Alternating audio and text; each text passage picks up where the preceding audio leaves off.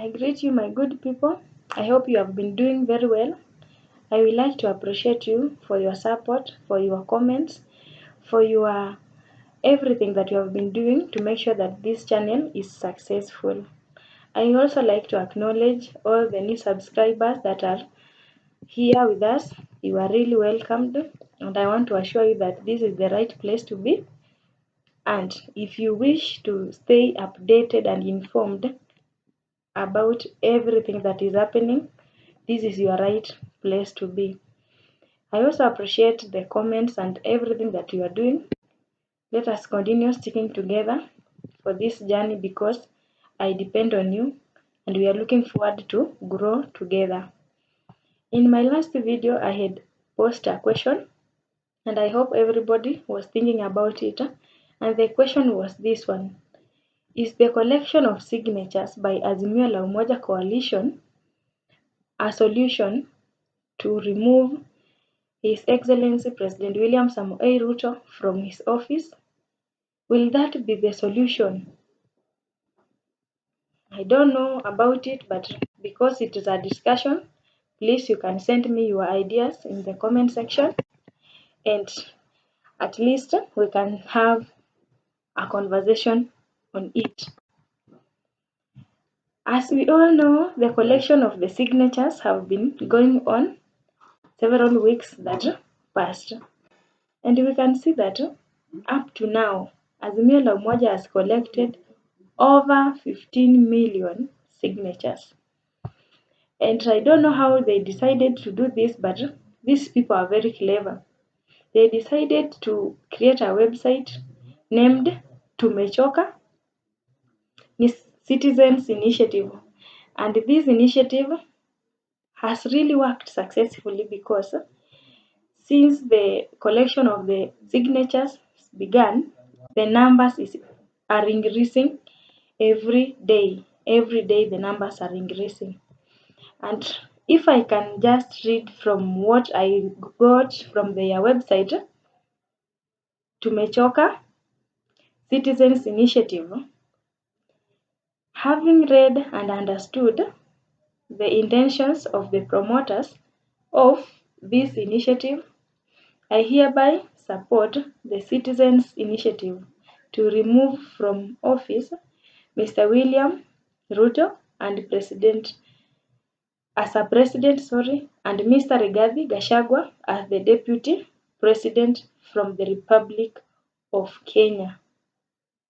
This is from the AZIMIO la Umoja Coalition. This initiative of collection of signatures, the intention is to remove the president from the office. But things that happen in AZIMIO la Umoja usually have a response, immediate response from the UDA.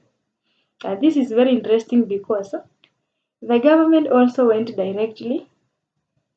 They also went directly to that Tumechoka website, and they decided to change something slightly from that website, whereby they are also aiming to collect a lot of signatures from these Kenyans so that they can do something to pin down the AZIMIO's signature collection.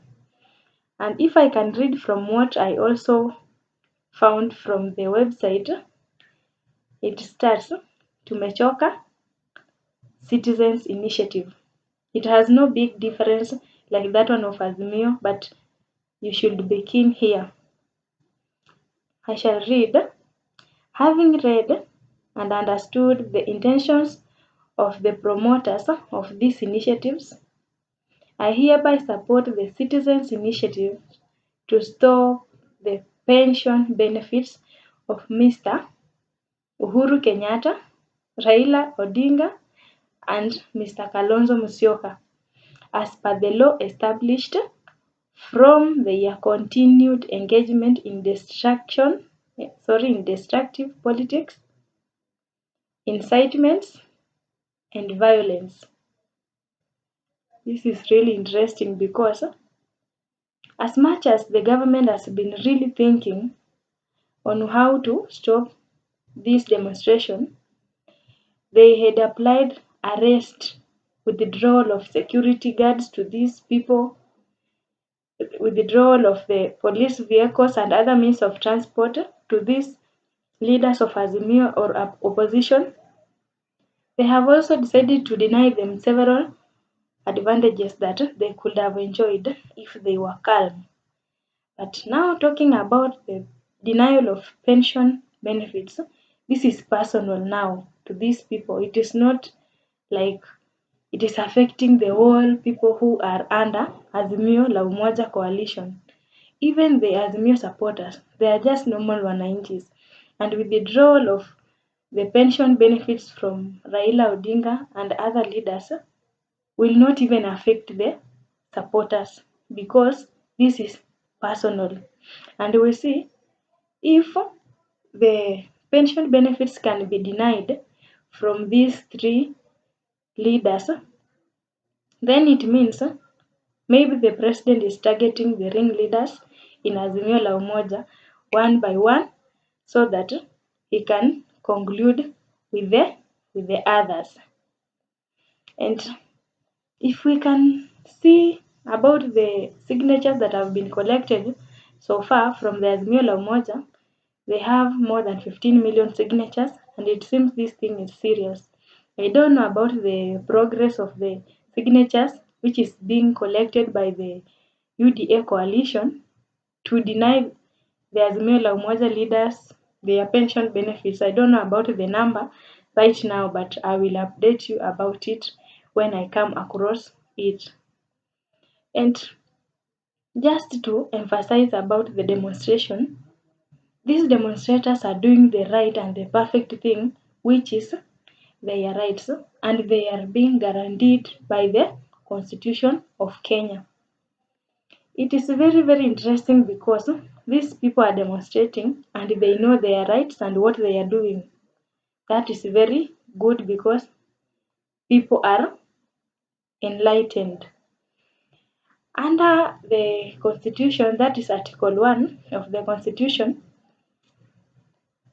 all the sovereign power belongs to the people of Kenya, and it shall be exercised only in accordance with this Constitution.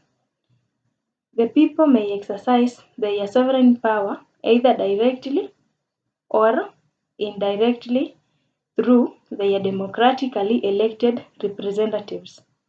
The sovereign power under this Constitution is delegated to the following organs like the Parliament, the Legislative, name them. This is according to Article 1. And this means that if the wananchi are those in power and they can rule directly, maybe through picketing, demonstration, and what have you, as how they are expected to do it.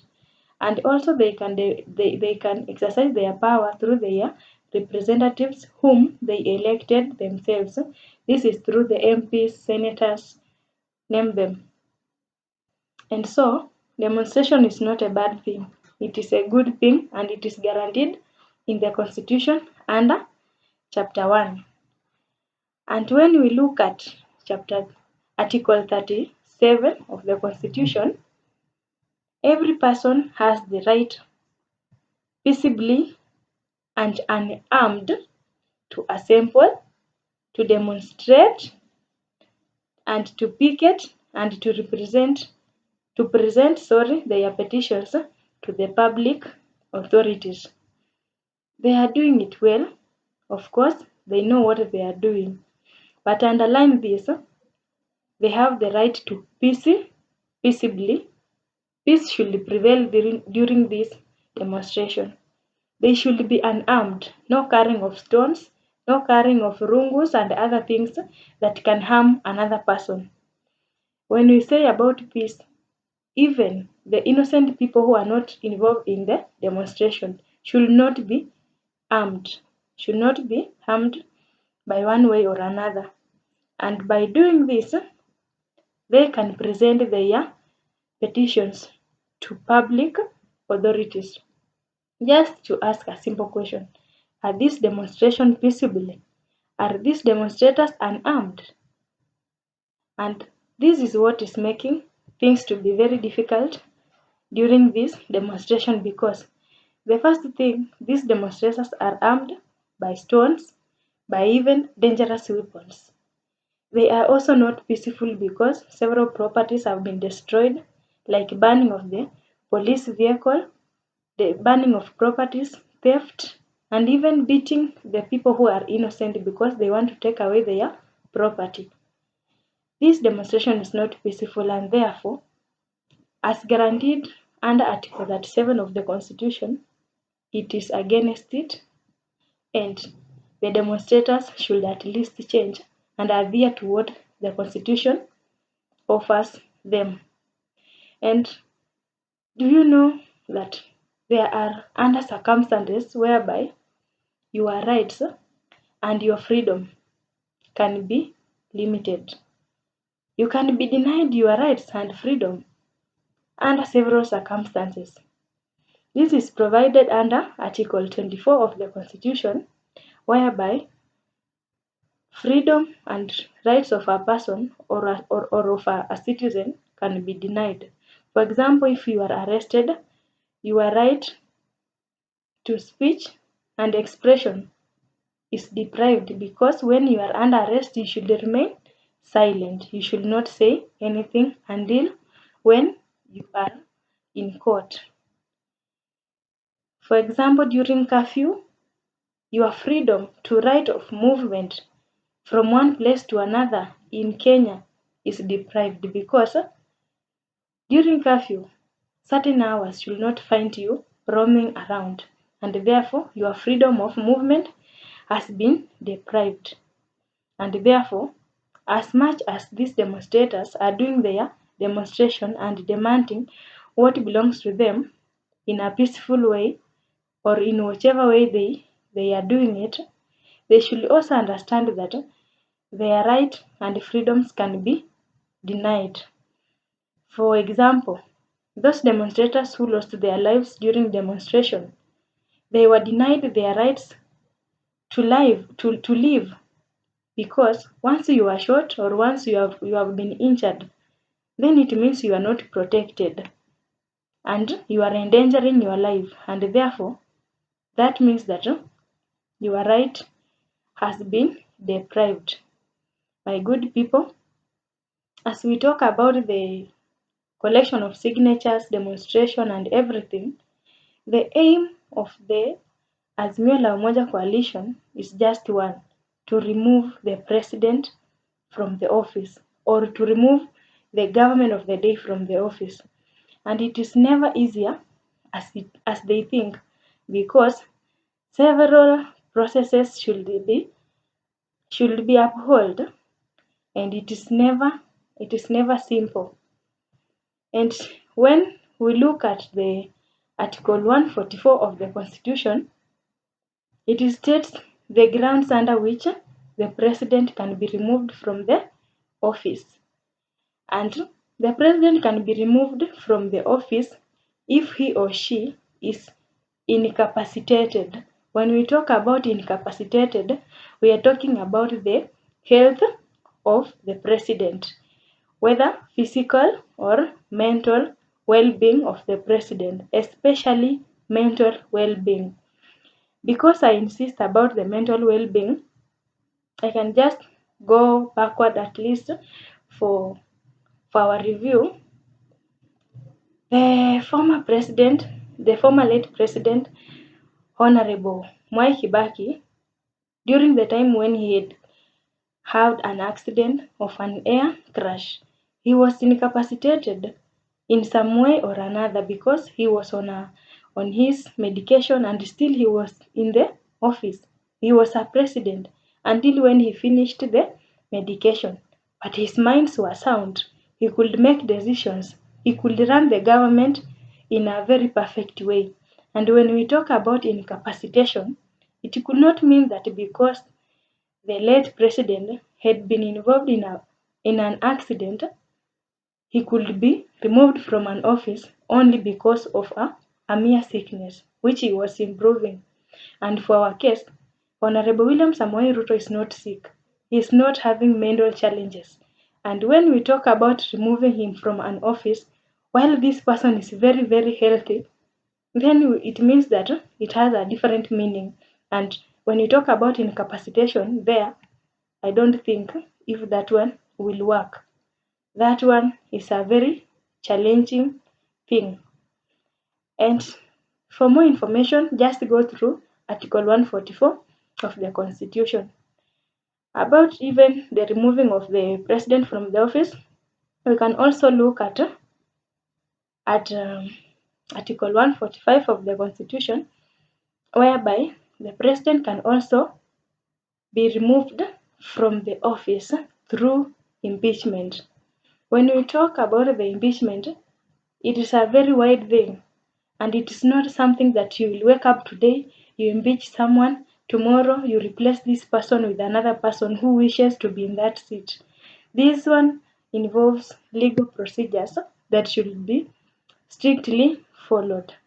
And just to take you through maybe several examples or even few examples, we can see earlier this year, maybe during March, during March and February there, we had a motion whereby Governor Kawira of Meru County was impeached, but it was a very difficult thing that it could not even be recognized by people who were not aware of what they are doing. The impeachment went through several procedures, but when it arrived a certain step, the impeachment was cancelled because the governor was proved innocent and therefore she retained her office. We can see even the same thing happened with the deputy governor of Siaya County. He was also in that process of impeachment to be removed from the office.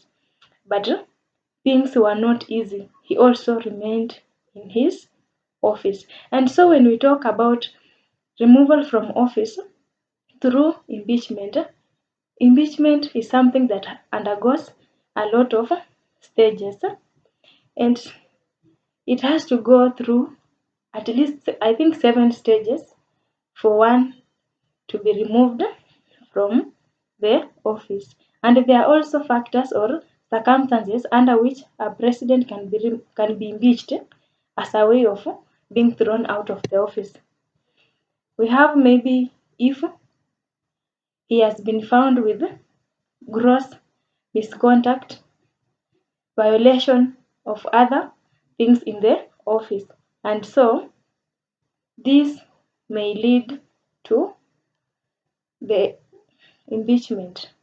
And it is not very simple as we think, and it has to follow a certain procedure. Even if they can succeed to start the process of impeachment, the president can still appeal and remain in the office depending on the number of the supporters.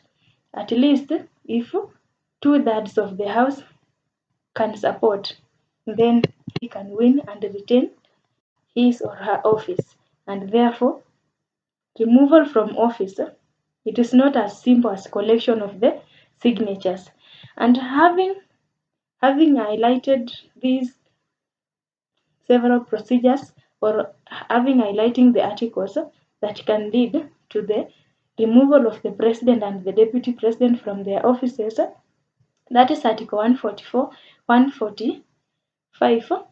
Then, if they can successfully follow all the procedures in a genuine way, then under Article 146, the office of the president will be declared vacant. And let us stay together here in this journey of seeing where the process of signatures will lead us. But I really need your comments in the comment section, whereby you can channel your minds, your ideas here. You can even challenge me here. We are here to learn. Thank you so much for watching. Thank you so much for listening. And please stay here. This is the right place to be. Thank you. Good day.